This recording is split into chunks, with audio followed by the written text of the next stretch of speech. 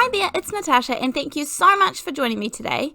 Well, I have another use for our embossing folders, and today we are going to be focusing on the 3D embossing folders and taking advantage of a little feature that these ones have. Now, I just picked out a couple from my stash. It doesn't matter what brand they are as long as they are 3D. And you do also need to have Simon Hurley's stamping foam for this one, because this is a fun technique that I actually saw on his channel and decided to give it a go. So I will link a video down below to his channel where he shows this technique, but then I decided to give it a go myself and let you see the fantastic results that you are able to achieve from this. So as I previously mentioned, I am going to use the Simon Hurley stamping foam. Mine is well loved and that's okay. I also have staining on it from using pigment inks. Again, that's okay. It doesn't affect its performance in any way. It just looks a little more loved. But well loved is okay with me because that usually means we're getting good value for money. So I have also chosen this 3D embossing folder here. This is actually from a set that I did several cards with. In fact, quite a few videos with this set a little while ago. And I'm just going to take the embossing folder. I'm not going to use the stencils and everything that come in this set. I use a little bit of low-tack tape and just so I can pop this on an acrylic block. I find that a little bit easier to manage to get really even pressure, but you certainly don't have to do that, but try it out and see if it works better for you. Then you are going to heat up your stamping foam with your heat gun, and this takes around 15 to 20 seconds. Choose somewhere on your embossing folder that you want to take an impression of, and I kind of had a look at my embossing folder first up and planned where I wanted it to go, so that's why I'm kind of doing it on a little bit of an angle, and I've kind of got two of the roses and then a little rosebud there that has all been captured in that image. Now this is kind of like two-tone embossing. I don't even know what to call this. I'm using a couple of different inks. I have the Shooting Star ink, which is just a really gorgeous true yellow. Now if I go over it lightly, you can see that there is actually some grey left there, and that is obviously from the embossing folder. You actually want to push quite hard to make sure that you get in all those little gaps. You do not want there to be any grey left, and you do have to kind of push in with your ink pad a little bit gently. Then, lightly, I'm just going to pop this onto some scrap paper to get rid of that top layer of ink. Now, with 3D embossing folders, there is obviously different kind of layers and heights of the folder. So that's what we are taking advantage of. I'm then taking a slightly darker color, this is the Guppy, which is kind of an orange, and lightly going over the top of it, and then you can see it catches those really raised portions, and this is where I'm going to pop it down onto my card. Now sometimes I choose to do a couple of really light sprays of water from quite high up. I don't want water splotches or anything or water droplets. I just want a really, really fine mist. And then I'm going to pop this down on my piece of cardstock, and I'm going to give it really good pressure because I want to get not only the orange layer but the yellow layer to come into contact with the paper. And this is a gorgeous result. Obviously here there are some little splotches from the water, but I absolutely love how much detail this captures. So I'm going to try this again, and again going to make sure that I get all those really deep little nooks and crannies. Pop this down just very, very lightly onto a scrap piece of paper. Of course, you could do this onto normal piece of paper, and you could create this into cards as well. There are so many different options with this technique. Then this time I'm going to take Traffic Cone, which is more of a red color. I also find that if you're going to get any transfer with your ink pads, that is one of the reasons why I stamp off first. And that kind of gives, I kind of don't stamp, I really press it very gently down onto the paper, and that just gets rid of the very top layer of ink and stops a little bit of ink transfer. However, if you do get a little bit of ink transfer, then you are able to kind of just wipe it off on a pair of scrap paper, and I found it does not affect my ink pads at all. However, in saying that, I definitely try and stick with colors that are pretty close on the color wheel.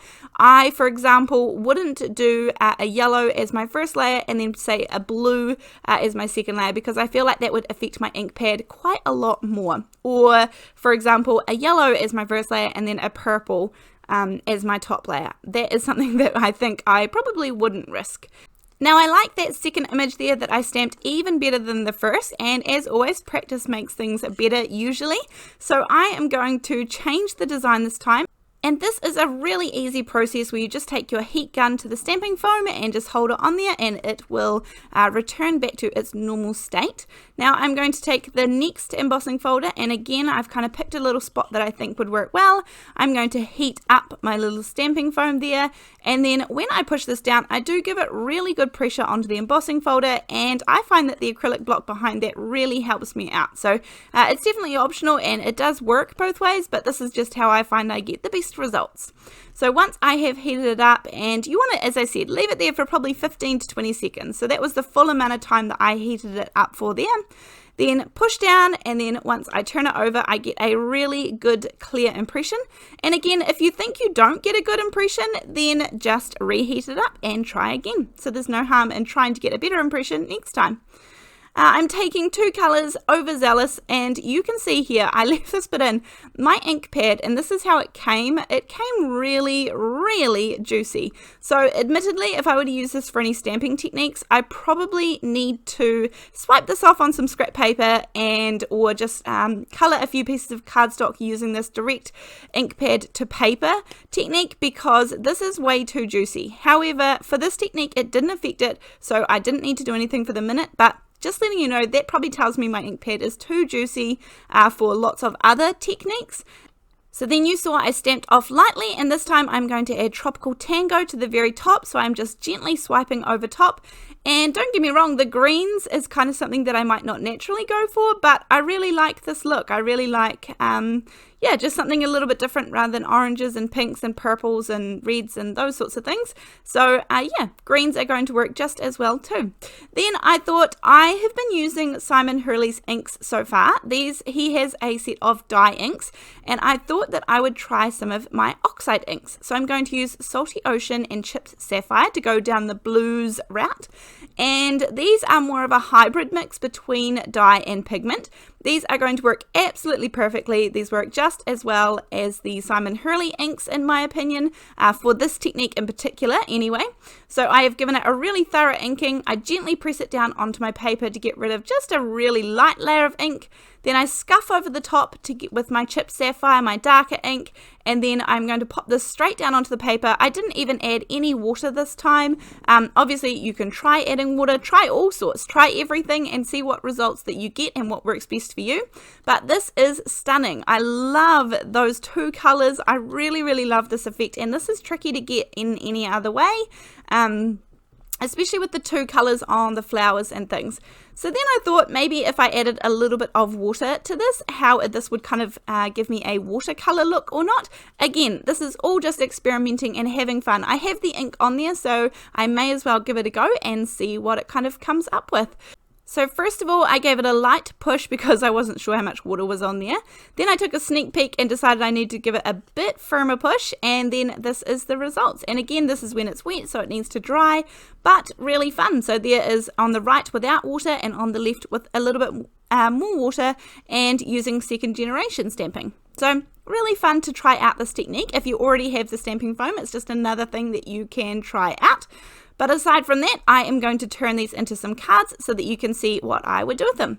Now, this blue one was definitely one of my favorites. It was kind of not the traditional yellows and oranges and those lovely warm colors for flowers, so I thought I would try out the blue one.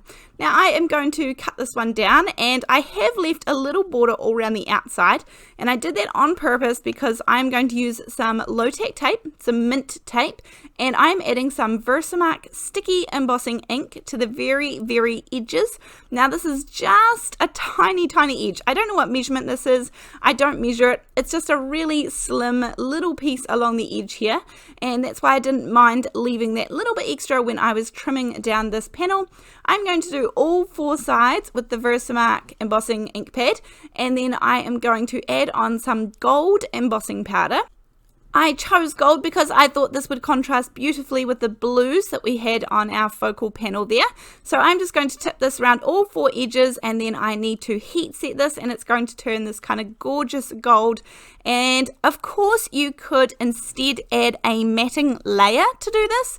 So like a layer of gold cardstock behind that. That's definitely an option as well. Now, while I was at it, I had this piece of vellum on my desk and I thought, why not do the same thing to this piece of vellum? So I'm actually going to do one edge at a time with the vellum just to make sure that I don't get too much static and embossing powder stick in places where I kind of can't see it. So I do one edge at a time, and then once I have all 4 done, even just looking at this piece of vellum with the gold edge is absolutely gorgeous, and I had a whole lot of other ideas that I really wanted to do with this piece of vellum, but I was trying desperately to stay on track and finish off this video first. So I have the thank you die set, and I have just die cut out the words thank and you. I do have some stick it double-sided adhesive on the back of all these die cuts, which makes life so much easier later on. I'm going to dip these in some gold embossing powder just so that everything is going to coordinate nicely. I probably could have left them white as well because that would sit nicely on top of the blue, but I wanted to just add a touch more gold. I did die cut 3 of each word, and I'm going to stack 2 of them together, and then for the final one I'm actually going to offset it so that there is a little white shadow behind the gold word. So not only is this going to give it a little bit more dimension, but it's also going to give it that white shadow, which just helps it again stand out off what is a relatively busy background that I have created. So that's what it's going to look like, and I'm going to do that to the word thank as well, so it reads thank you. And then when it comes to putting this card all together, I'm using a little bit of double-sided tape just to adhere this part to the vellum.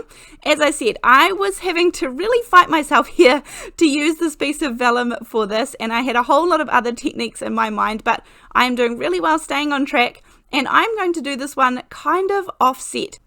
Now, when it comes to adhering down vellum, I do prefer to use double-sided tape just because vellum usually doesn't react super well to really wet mediums, so the less I can add of those the better here, and that's why I prefer to use double-sided tape. And then I'm going to add some foam tape behind those layers and pop this one up, and then I'm going to pop it down onto my card base, which is going to be 4 1/4 by 5.5 inches. The vellum piece is going to be slightly skewed to the left, and then that means the blue piece on the front will be slightly skewed to the right, and then the actual card base hopefully is straight. And then I'm going to add the words thank you just really easily there onto the front. Because I used the stick it double-sided adhesive, it made it really easy to just peel off the backing, and I know that this is not going to go anywhere at all. Once you stick this down really and give it a firm press, it means it is permanent and it is not going to go anywhere. And those really 2 little gorgeous words on the front are just a very simple way to finish off such a fun technique. So I hope that you've enjoyed this technique with me. This was really fun, and I made a lot of these. Thank you so much for joining me. Let me know what you think in the comment section down below, and I will link all of the supplies down below as well. Other than that, I will see you in the next video. Thanks, bye!